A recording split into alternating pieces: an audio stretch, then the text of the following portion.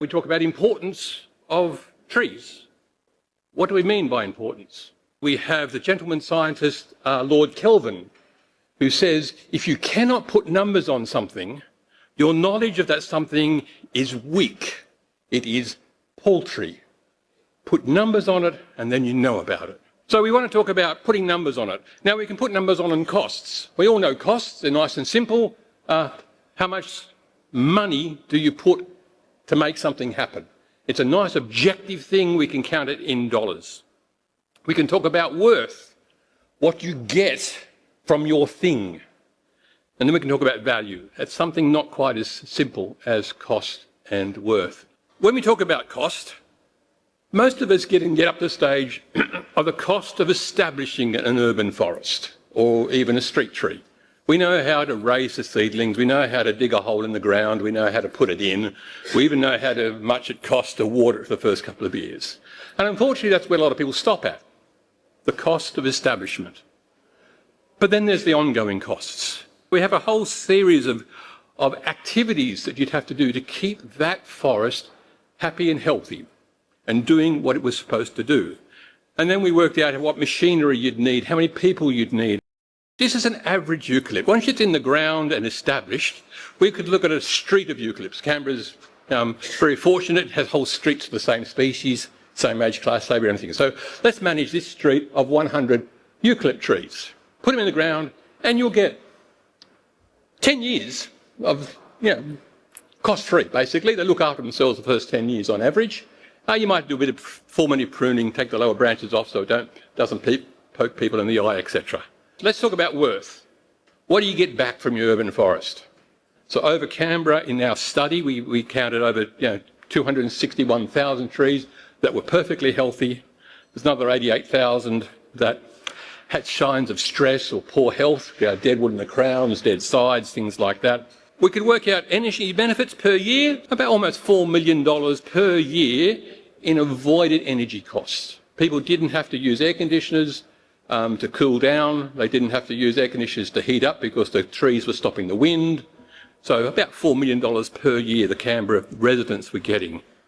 Pollution mitigation, the trees were pulling particulate matter out of the atmosphere at $8 million per year. Hydrology benefits, the trees were slowing stormwater down so we didn't have to build new stormwater systems. $3.5 million per year. So that's our urban forest value.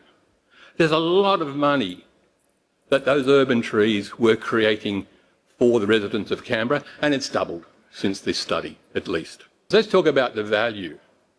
Let's start with not humans. Let's talk about the value to the non-humans, the animals. Structural diversity, species diversity, habitat niches, biodiversity. Urban trees create all that. There is some research which suggests that humans are genetically designed to like trees.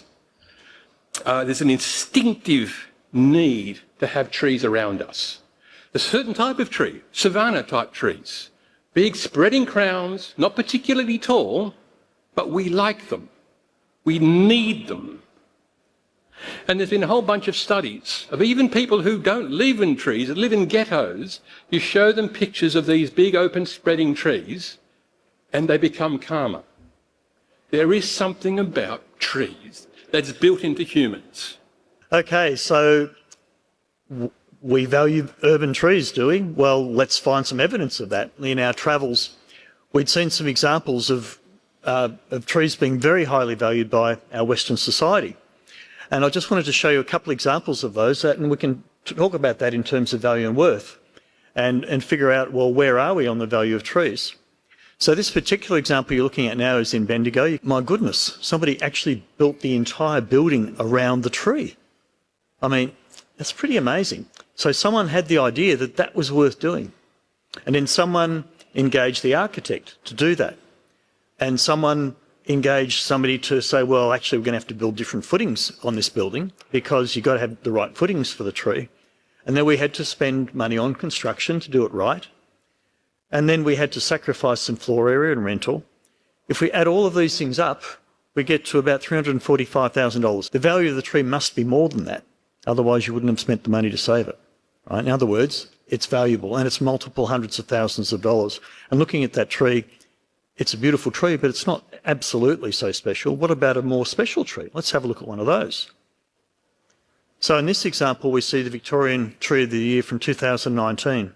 What money has had to have been spent to preserve this genuinely fantastic tree, which is obviously, well, we think it's about 300 years old or so. So basically, the road has had to be built around it. There's a tunnel literally going underneath it. The spend on this to do all of these things is far greater, in fact, than the Bendigo tree, which was a very simple exercise when you think about it. But at least $100,000 in design. Again, estimates, please. These are not from any authority. Construction costs, probably very conservative at $600,000. The investment in arborists, which includes also the right sort of pruning, protection, reports, all of the fancy stuff which did happen and is happening on this particular tree to help make sure that it stays in good health and condition as well as survives and stands there. And of course the actual site costs, but $810,000 would be probably a conservative estimate for the investment in this tree. We're actually living in quite exciting times in terms of green infrastructure valuation and tree valuation. There's been a lot of work that's come on, particularly in the last 2 to 3 years. And I'll just draw your attention to 2 really important pieces of work. The critical thing here is that they do value trees, albeit I would say at a much too low a level, but at least it is finally being recognised at state government level that trees have value. And that's actually really important, incredibly important. And I might leave you with one last couple of thoughts. Value gives trees a voice. Please use the methodologies which are available to do that.